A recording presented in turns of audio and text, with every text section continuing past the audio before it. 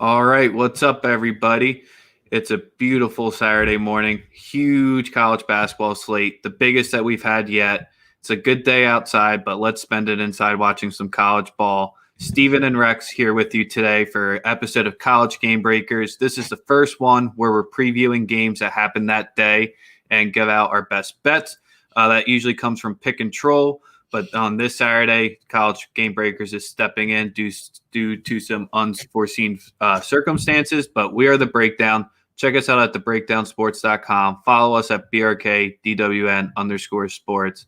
So as usual, same rules apply for Pick and Troll. Hit us up with your comments for your best bets. If you have any questions on games, it gets you a way to be featured on our stream. But Steven and I, we got roughly 10 or 11 games we're going to run through. Each of you, we're bringing you a six-pack of plays. Some plays are spaced out throughout the day. Some we're going to jump are going to be a little bit more bunched up. Steven and I share one, and then the rest we have separate. So we'll give you our breakdowns on those plays. So Steven, how are you doing? Pretty good. If this was just going to be like a straight pick and troll one, I'd have to say I'm going to be out of my element. You guys are the numbers guys. That's not for me, but I think it's going to be fun. It's going to be a good time. Yeah, it's a good one because we got so many good matchups coming in. I think we got them all covered. Steven's got a lot of plays in the big ones for you. So let's kick it off. The game that starts in an hour, Texas at Kansas. This is the one play that Steven and I share. Steven, I'll let you start off with this one. I love Texas here, especially getting 4. I mean, Kansas's defense is pretty good. They have like one true big guy, and he's not that huge of an offensive threat. So I think, Kai Soto, Greg Brown, all those guys are just going to feast inside. And if Texas can be mediocre from 3, I think they can probably win the game outright, but I got them plus 4.5. Yes, sir. So we'll get nerdy for each one just a second here. So the model, this has it at a -3 for Kansas. So the model does only show a 1-point edge, but it does have Texas as that edge. Here, I think John Rothstein tweeted this, that Shaka's 1-10 lifetime against Kansas, and he's never won a game outright in Fog. So this is the one where let's go against that trend. Water will find its level. I think Texas is the play here. There was some COVID speculations, but it's just not 2 of the main guys being out. Guys that probably get like 30 minutes of run. So that's where the +4, you can get at plus 4.5. So I got it at the +4 since I played it earlier. But this is one where you just kind of just got to hope. I mean, Texas is probably the stronger team on paper, but you never want to fade Kansas as a home team just because they usually don't lose these home games. So you just got to go against the trend here. Texas's defense is where it's got to step it up the most. And if they can control Kansas from 3, that's where I think Kansas has its biggest edge, but Texas has the 39th best 3-point defense. Yeah, my only thing is I'm still thinking back too much about one of Kansas's other home games. Like when Creighton almost beat Kansas at home, Texas is a much better team than Creighton. So I feel like if Creighton can almost do it with shorter guys and nobody on the inside, I think Texas should be able to do it today. Yeah, I mean, it's definitely I think it's probably the best matchup of the day, and it starts at noon. There's some other good top tier ones, one that I'm specifically looking out for, but yeah, Steven and I, we both agree on Texas. Lay the points, and it could get rough, but I think they come through at the end. Would you like them outright on the money line, or would you not?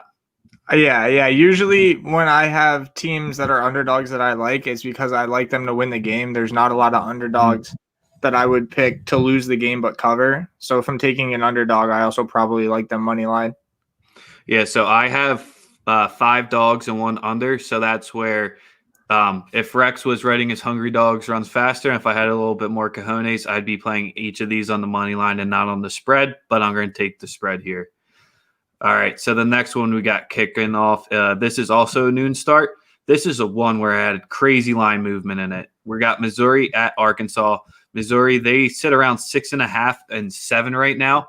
The model has this as Arkansas -4.5. This game opened right around that number, and then I don't know what happened. I just guessed the market just hammered the Hogs because are they taking the last game into too much consideration?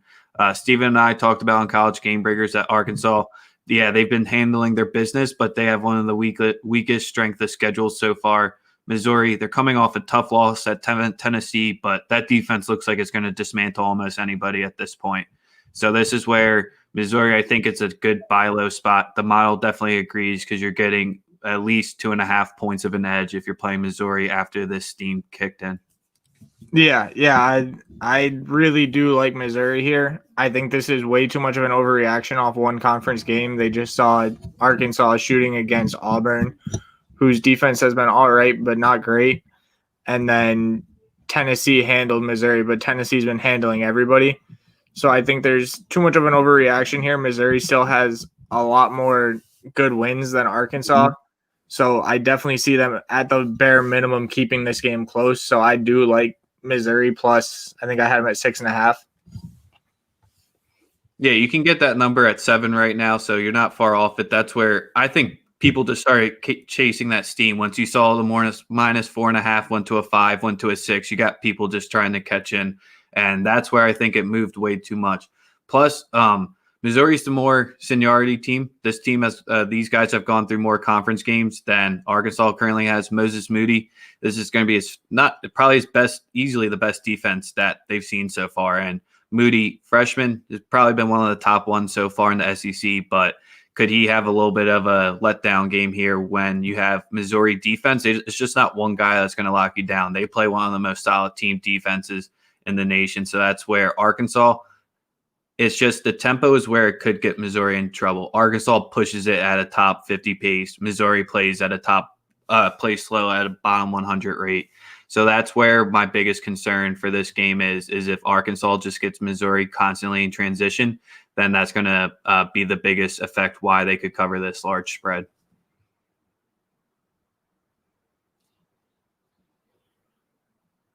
All right. Think you're on mute, but let's get into our next one. So I got no play on this one. Every time. Yeah. All right. Iowa at Rutgers. Steven, I'm going to kick this one off to you real quick, and then I'll give the model after you go. But can anyone beat Rutgers at home? Shout out Goose. He's good. He's probably going to be going nuts for this game. Wish I could go catch it with him. But what do you think at Iowa at Rutgers? I think Rutgers does get beat at home today. I don't know. Iowa's just so good. Rutgers has been injured a lot, so even if they're getting some of those guys back, it's kind of like a little bit of rust after some missed games. You're relying on a lot more depth. It's going to be a really high-scoring game. It's going to be a great game to watch, but I think this is one of those ones where I feel like the talent is pretty comparable. Like both these teams are pretty close in talent, but Iowa has the clear star player in Luka Garza, which they're going to have every game. But when they're that close and the line's this close, give me the team with the best player. So I'm going to take Iowa. So in this one, man, it's extremely tough to go against Rutgers at home, just showing that they beat Illinois, they beat Purdue so far this season. They handle their business. It's something that we expected them to see. The matchup of Miles Johnson versus Garza is going to be the one to watch in this game because Miles Johnson's a little bit slept on right now. He's someone who could potentially contain Garza because I don't think anyone can really shut him down just due to his versatility. But Johnson, he doesn't get a lot of the minutes run just basically because he's not that conditioned so far. And the big guys, it's hard to run them that much. But Rutgers defense is much and significantly better than Iowa's. So if Iowa does get into a cold shooting streak, it's not like they can go back and rely on their defense that is ranked a little bit above 100 overall in efficient defenses. So this is where Rutgers could potentially get them is this game has to go under for Rutgers to win. If Rutgers is going to try to play with them and get an over 158 and they think they can win that outright, that would be a very convincing win, but I don't think they want to try to get into that type of game. No, definitely not. I don't know if, because with Miles Johnson, I don't see him stepping out and guarding Garza on the perimeter because he can step out and take those shots. And if Iowa just starts going 5 out, somebody's going to be open because Johnson will get exposed trying to play perimeter defense. Yeah, so that's where this is why this is a no play for me because I just am not confident enough to go against Rutgers at home yet. If I had to play a side in this one, I would take the points, hope that it keeps rising up so that you can get a better number in this, because the model does have it as Rutgers is only 1.5 dogs, but still, I'm not that confident enough to still back up and go against Iowa yet. So that's not something I'm trying to do today. I just want to sit back and watch this one. Maybe I'll jump in a live play, but to start the game, nothing for me. So yeah, maybe it is just crazy how we're talking about, can anybody beat Rutgers at home? I think up until like 2-3 years ago was, can Rutgers just win a game in the Big Ten? Crazy how that flipped, that now they're competing with one of the best teams, and we think that they could win at home. Yes, sir. So you kick off LSU at Florida while I send out a tweet to promote this. All right. Okay, so for LSU at Florida, they got Florida as 1.5-point favorites. I know Florida does have, who is it? Scotty Barnes is playing for them right now. No, No, that's Florida on State. State. Shit. This is the Johnson news being out for Florida, and this is essentially LSU is just going to run them. Can Florida really kick it in? Because this is one of their first games, because they played Vandy and kind of spanked them. So now it's, can Florida ride it? And LSU at Florida has always been a great basketball series. Yeah, I think especially with Johnson being out, LSU just looks like they have too much offense for him. I know the game's in Florida, but oh, there it goes. Beating Vanderbilt, I don't think it's still that great of an accomplishment. Like, Vanderbilt's right there with like Kentucky and South Carolina towards the bottom of the SEC right now. I think I think a lot of these games are going to end up being high scoring, and if they're high scoring, if this game's high scoring, I think it easily goes to LSU. This is one where I really like LSU money line, not plus 1.5. Yeah, so you're on them for the spread for plus 1.5. The model has this as Florida should be 3-point favorites. We would have to put in a personal adjustment there to have the loss of Johnson out, just because that's not factored in. It's given for how the team's been playing. But this is, I don't know. You're going against Florida's defense is significantly better than LSU's. That's because if this game does get high scoring, that's why I don't think Florida will have an issue. Neither of these teams want to push with tempo. They're both ranked within 5 of each other there. But one thing that has been extremely concerning for Florida this season is the rate that they're fouling on defense. And LSU has been getting to the line as well. And you're backing Cameron Thompson, who's probably the best player overall in this game as a freshman. You just got to hope Florida's defense is obviously going to try to key in on them, but it doesn't really matter because he pulls up from the logo and just nothing but net. So you got the best player you're backing here. You just got to hope LSU defense shows up for this game. If not, they just outscore them, because this is going to be, I know Rutgers and Iowa's on it too, but you got to have 2 games up, because these are definitely the 2 you got to be watching then. Yeah, who I was thinking of Scotty Lewis. I swear, I feel like those guys are so similar. I'm never going to get their names right.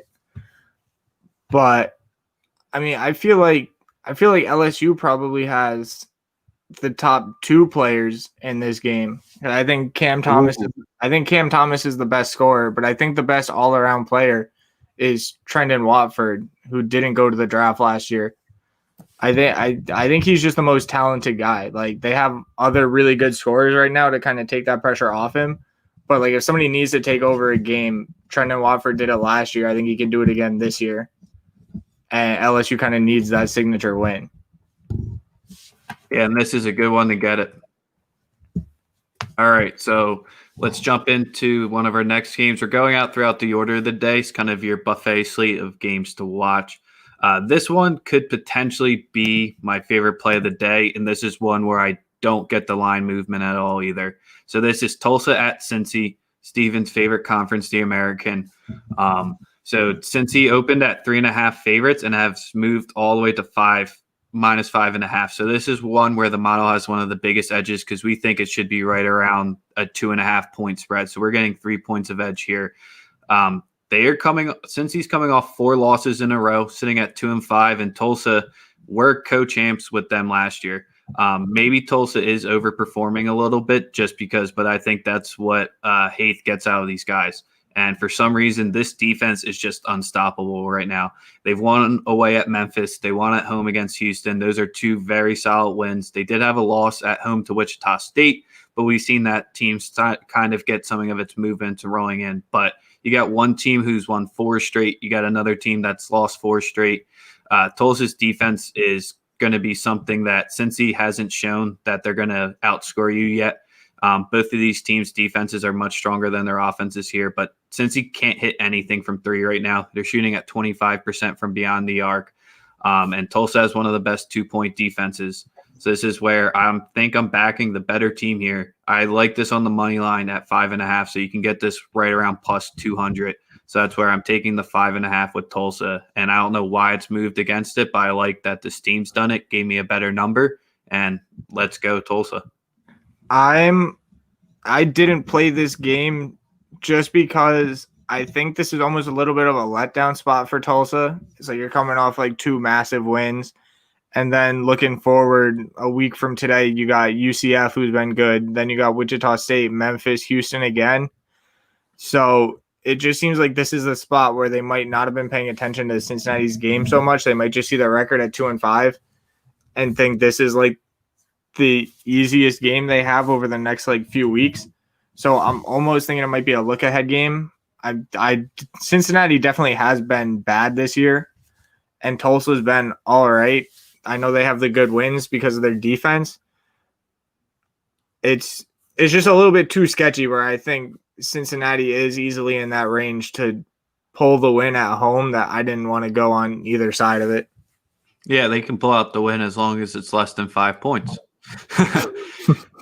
But yeah, I mean, there is the potential look ahead, but they're both reigning since 3 teams won the American last season. That's why I think you don't get that letdown spot, because I think Tulsa, they showed it against Houston. They want to beat Cincy now, beat the 2 reigning champs and say this is their conference. So I think there is a motivation for Tulsa here. All right, next game in the slate, the one that we'll probably spend the least amount of time on because I know everyone's going to be rushing to this one on the slate. We got Army at Colgate. This is just going to be a short preview right here because I'm backing Army, so always got to back the armed forces. But this is where the spread is at 7.5. I got this. I'm playing that. The model has this more closer to a 5.5 to 6 point edge, but this is Colgate's first game of the season. We've seen teams that are starting in December, late December or early January. Their first game's been rough. Maybe you want to play the first half against that.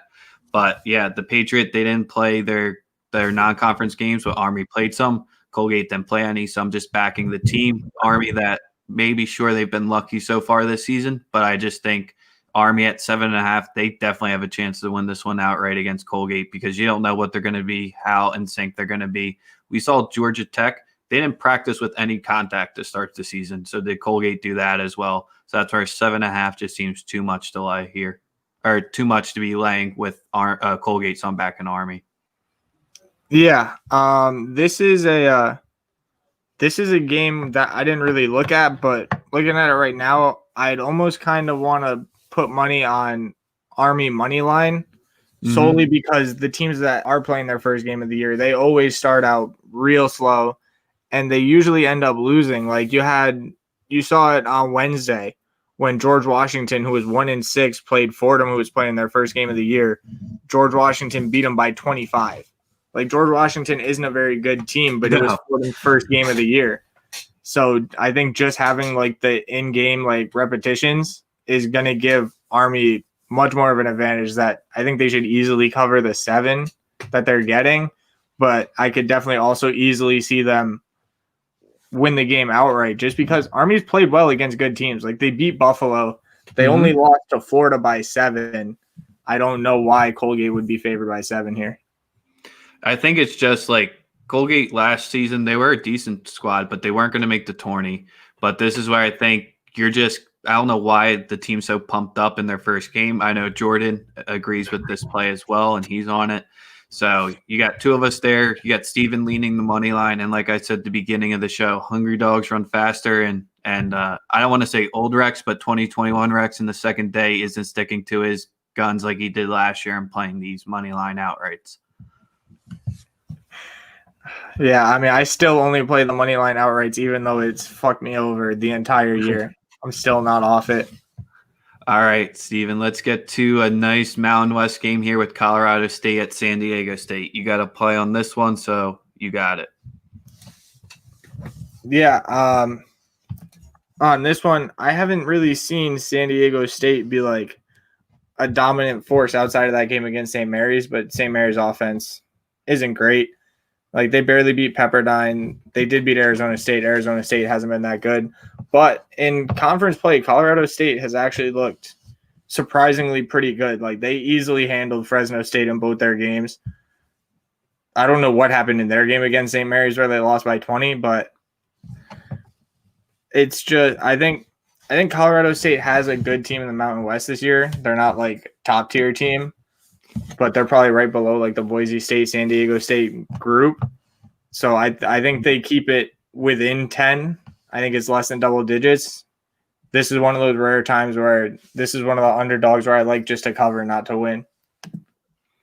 Ooh, that's I can't believe you're going against. I mean, Colorado State, didn't they just play Fresno last? So I don't know what's up with that Fresno team because I mean they stomped them like they should have, but I think that's I don't know. You're getting no one's going to be rushing the back Colorado State. I can tell you that 100%. So I like the side that you're on here. The model has this one. I mean, it has it spot on the number. It thinks that they should be just about a double-digit favorite, but just not right there. Yeah, I think Colorado State's one of those teams where when they get hot, they can play with anybody because they have I do think they have the scores to kind of not get blown out at least.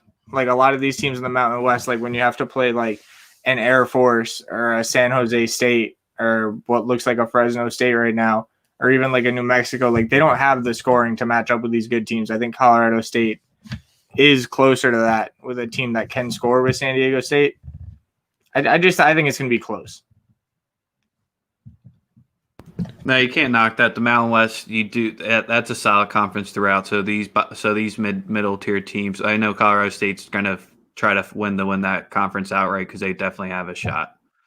So one of the next top games we got on today, this one kicks off right at 6:00. We got Purdue at Illinois. I don't know. Illinois has been one of my favorite teams to watch so far this entire season. With Dosunmu and Kofi. It's just a lethal duo. Georgie off the bench. Love him there. You got a decent size spread here with it laying at 7.5. The model likes this one. Sorry, I didn't have this one up right away. Model has this at spot on. So it thinks now it's down to 7.5. It likes it at 8 to 8.5. So Steven, I know you agree with this one here. Why do you like the Illini?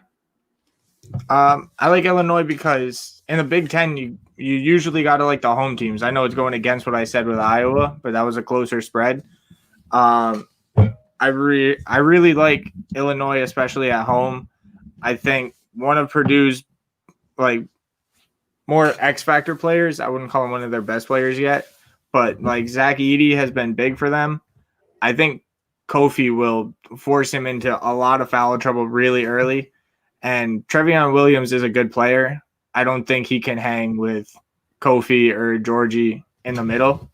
So if the front court just gets like partially neutralized, Illinois' backcourt is much better than Purdue's backcourt.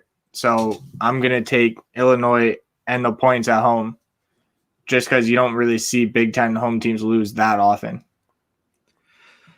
I mean, Illinois just can't miss from three right now either. They're shooting 43% from deep. They're the third best team in it right now. They're not even attempting that many either. They're shooting it only 30% of their shots there. So they're really working that inside game and the pick and roll to get those open threes. Purdue's defense is top 50, just right around that number. But that's where this Illini offense is just going to be too much. So it's going to be, can the defense lock down and get them out of it? Illinois, though, is going to run on these guys because Purdue does not like to run fast whatsoever. So I think the Illini are going to think, let's get them out of what they like. The Illinois half-court offense is still good, but when they're out in transition, they're one of the toughest teams to stop. So that's where Illinois is going to be looking to break at any point that they can. They don't force turnovers that well, so if they can get Purdue to turn it over there, that would only help them to cover the spread by even more. Yeah. Yeah, I mean, I like that. I'm also never going to pick Purdue again after what they did to me against Miami. So, I mean, I wanted to pick this game anyway. It just made it that much easier once I remembered that. Yeah, that's still a rough one. It stings, man. I can definitely tell you that. So next game we got up here, this is the only play that we have on a total, and I'm going to be backing the under 134 here. We got Wichita State at Ole Miss, so we got a sneaky good non-conference matchup coming at us here, and this Ole Miss defense is top 10. That's where this Wichita State offense is pretty solid, but they still have one of the shorter rotations, even though Ole Miss runs an extremely short one as well. But this is where I'm banking on the Ole Miss defense to just completely shut down Wichita State's offense. Wichita State has kind of found their rhythm a lot more than after dropping too early. But this is going to be this is going to be the top defense that they played this season, because I do think Ole Miss's defense is better than Missouri's. And neither of these teams want to push the ball. They both play at extremely slow rate. Ole Miss can't hit threes to save their lives. Wichita State can't score from the inside. And Ole Miss defends at a top 25 rate here. So I just think all signs point to the under here. My only concern would be is if Ole Miss just nails offensive rebounds and gets too many putbacks. But with the slow tempo, I don't think that's going to hurt me too bad here. So that's why I'm going to back the under 134 here. Yeah, that's probably the smart play. I didn't want to bet anything because I'm already going to be just outwardly rooting for Ole Miss anyway. Because we didn't really have a problem with Wichita State, but they're still in the American, so I'm not going to root for them anyway. The only player I will root for is Al Tariq, but outside of that, everybody else don't care. Yeah, I think the under is probably smart here. Yeah, I'm kind of going back to the well with this one here because I did back the Ole Miss Dayton under a few weeks back, and that one I kind of think has the exact same feeling to this one. So that's why I got it at the same number, just going back to it here. Yeah. All right, what do we got next? Ooh, we got two Pac-12 games. Steven, I see that you're staying off of these because I guess you're still hating on the Pac-12. I know we had a whole pod this week about hating on the Pac-12, but I got action in two games coming up. Yeah, I can never pick the Pac-12 right. I'm just gonna accept that, and I'm gonna stop picking those games because it doesn't matter who I pick; they're always gonna lose.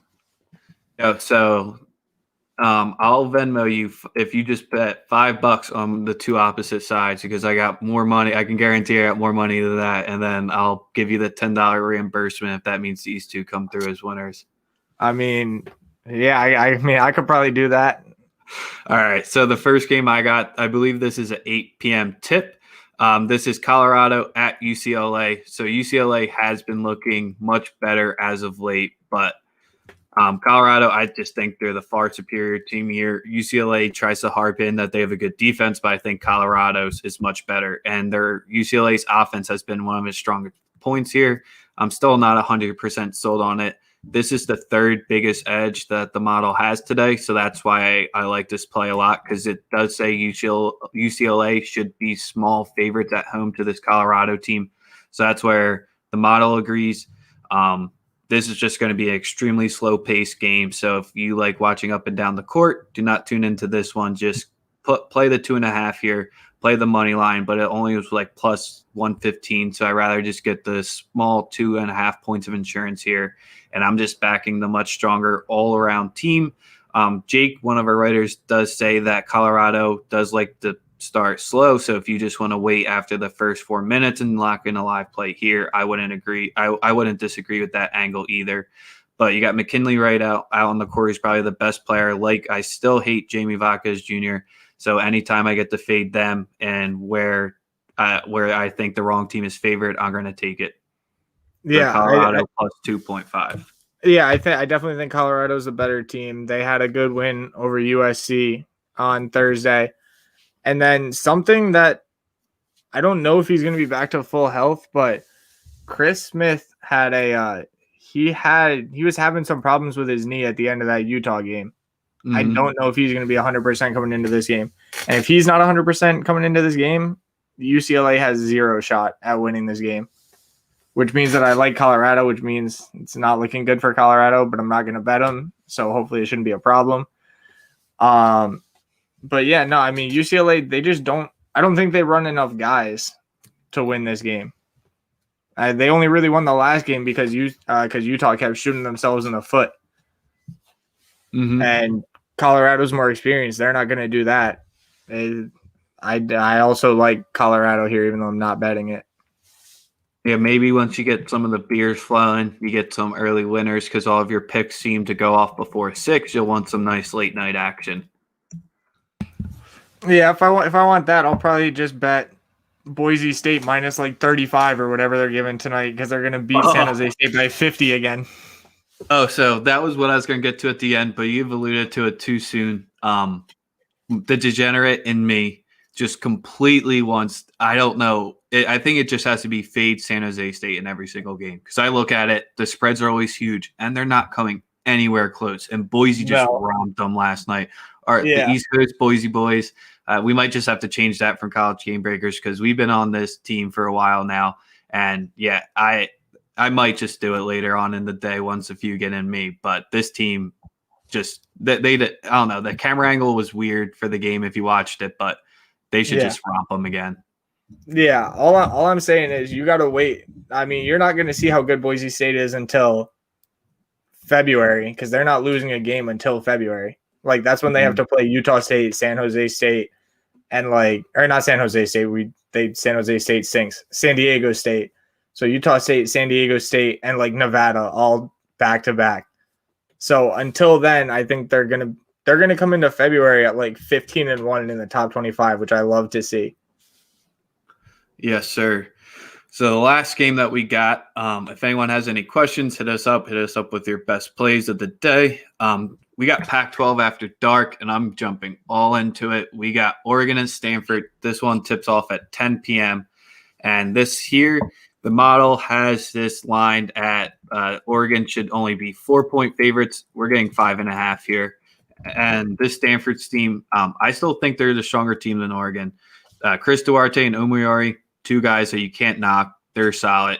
LJ Figueroa has been a solid transfer for them this season. But just with Stanford, I think they're going to win this game by just going to the inside with Del Silva. And I don't think who's going to cover them on Oregon in the inside. I don't know who's going to be able to match up with him. And then you also got Dejon Davis. Yeah, they have the guards that could probably hang with him more, but he's still going to be creative. He's still going to get the ball to where they need to be. Stanford has the 11th best defense. Oregon's best part of their game is their offense. It's 14th. My only thing I'm worried about is Stanford. They have shown that they do turn over the ball somewhat frequently. So if they get into that type of game, that's going to hurt us there. But that's where I think you take the 5.5 here. Like the money line, like I said, all 5 of my plays that are on the spread are on the dog. So I'd play any of these money lines. And I think Stanford wins this one. Yeah, I would like to see Stanford win as well, just because of exactly what you said. I mean, there's nobody on Oregon who can stop De Silva. The only guy who probably could have would have been N'Faly Dante until he got injured for the season, which for some reason I feel like that happens to the Oregon big men every single year. Every time Oregon has a super talented big man, he gets a really bad, catastrophic season-ending injury every time. Yeah, and that sucks for that program because Oregon could probably win a ship if they always had that solid big guy in the middle because De Silva is just going to expose them. Yeah, exactly. I mean, I think Zaire Williams could do it too, just because he's got the size, but he also has the guard ball handling that he can get to his spot, and there's nobody on the inside who can really contest with him. So I definitely like Stanford over Oregon here. Yeah, that's where I don't know what it is. I think there's still I don't know. Do you think home court has been an advantage here? Because that's where I think a few of my dogs that I like are on the road. So I think they're a factor. They could be factoring home court a little too much. Yeah. I have seen that. I feel like a lot of these home teams are getting like way more of an edge than they should have. But I think home court could still have an effect in some places, like those arenas where it feels like the stands are like right on top of you, and it feels like the gym's small. Those are ones where I feel like home court might still matter a little bit, but like the big massive arenas where like you can't really tell that there's anything going on, those just feel like a neutral site game where it doesn't really matter, especially if the road team's not traveling that far.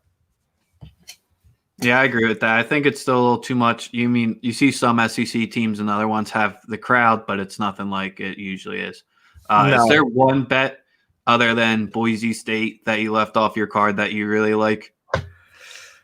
While you look it up, the one that I was thinking, and I don't get this one, this is where I think this line is fishy, so that's what kept me off it, is why is Auburn underdogs to Texas A&M? Yeah, I mean, I know Auburn without Sharif Cooper isn't the same exact team that they are, but after Texas A&M just got routed by LSU, and that game was never close. Maybe they're thinking it's a bounce back spot at home, but I don't know. I think Auburn wins that game. Yeah, I think Auburn probably. I don't know why in the world anybody would still have Kentucky as favorites. So the fact that they're 1.5 point favorites on the road against Mississippi State still makes no sense to me. I don't know if I want to bet that, because I also don't like Mississippi State that much. But I think if there was one other game, that Miss State game against Georgia was the biggest bet regret, because you and I literally talked about on College Gamebreakers where Georgia was extremely fraudulent, undefeated team, and neither of us put money on Miss State. So that's egg on our face for that one. Yeah. I know there was one more game I did like on here. What about Duke, Florida State getting canceled? That sucked. Because that does. I'm gonna hate not being able to watch that one. I know people aren't gonna like the Virginia Tech game getting canceled, but I could care less about watching that game. The only way it would ever show up on my TV is if I had money on it, which I wouldn't do. I think the other bet that I do like is Western Kentucky should beat Charlotte by more than 6. I do like Western Kentucky -6 there. All right, so I got 2 last quick tidbits for you guys before we wrap up the show today. So if you want to watch the grossest game of all of them today, tune in. I think this is on ESPN Plus or ESPN3. It's Arkansas Pine Bluff versus Mississippi Valley State. You got 351 versus 357 in KenPom. But yeah, he really has them ranked lower than the Ivy League teams that aren't playing this season. So then the other tidbit is Northwestern State, our new boys in D1. They're -4. I think at Houston Baptist. I think they're both like 1-7. That's the other game. If anyone's watching that game, shout out to you. Love it. That's complete degenerate nation right there, unless you're an alum. But you got any thoughts on the Northwestern State versus whoever they're playing? Man, give me Houston Baptist solely for the fact that they're at home and they're in Texas, which is a bigger basketball state than Northwest Louisiana. And Houston Baptist, they're only 1-7. Northwestern State's all the way at 1-10 already. So, hey, they played Gonzaga twice, though.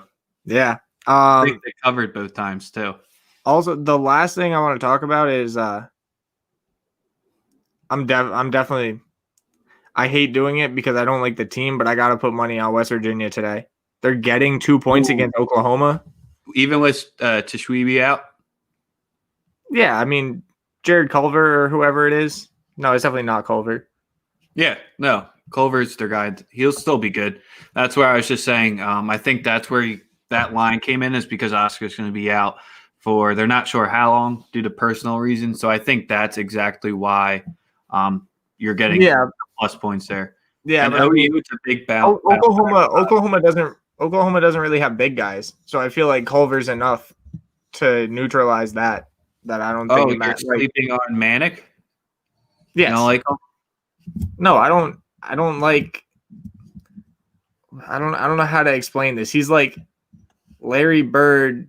It's like Larry Bird from the past just came back because he wanted to play college basketball again. Except now he realized in this college basketball he's only like all right at best. Also, All right. Arkansas Pine Bluff, 11-point favorites. That's tough. Dude, Neither of those no, teams should be 11-point favorites. just don't. That's where it's just going to be up and down the court the entire time. Just play the over because neither team is good. I know, but when they're both outside the top 350, when there's only 357 teams, I don't care who's home. Neither of them should ever have their name and then a double-digit favorite next to it. All right, put some money on it, then I'll respect it. All right, so you recap your 6 plays. I'll recap my 6 plays. It's our 6-pack for the day. Long day. Got bowl games on as well. NBA. Just a great Saturday. Oh, yeah. All right, so I got Texas plus 4.5 or plus 4, whatever it's at when I get off of here because we got them at both. I got Missouri plus 6.5, Iowa minus 3.5, LSU plus 1.5, Colorado State plus 9.5, Illinois minus 7.5, and that's it. Actually, that's all 6. Wow, we're all taking. You're laying the juice in 2. You're taking the dog in 4. I like it. Yeah, maybe we should just do a round robin for fun with the teams that we all have as underdogs. Maybe I'll do that for fun. But my 6 plays, I got Texas plus 4. Then I got Tulsa plus 5.5. That's still my favorite one personally. I did sprinkle some money line on that one, but I'm not counting that as a record here if that does end up happening. Army plus 7.5. The under 134 in Ole Miss, Wichita State, Colorado plus 2.5, and Stanford plus 5.5. And then Jordan, unfortunately, couldn't be on for pick and troll today, but he's tweeting out his plays. I believe he has 10. Knowing probably he has more coming out, even more than the 10, but that's what I talked to him right before he went live.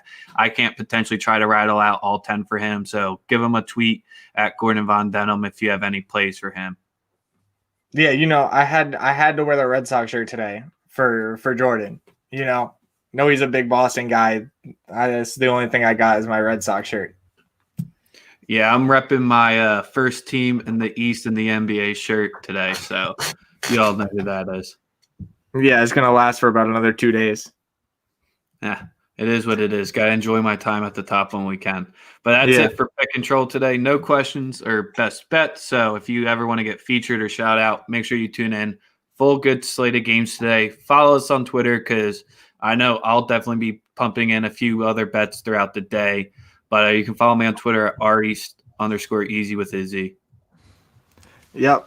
You can follow me just to hear me yell about my bad beats because it feels like it happens every single day. You could do that at Steven Carlson 97. I always feel like it's funny to see my own pain just from picking all these games and losing by half a point. Yeah, there's nothing worse than losing by the hook. Make sure you check us out at thebreakdownsports.com and follow us on Twitter at BRKDWN_sports. Have a good Saturday of betting, and we'll see you guys later. Yep. See you later.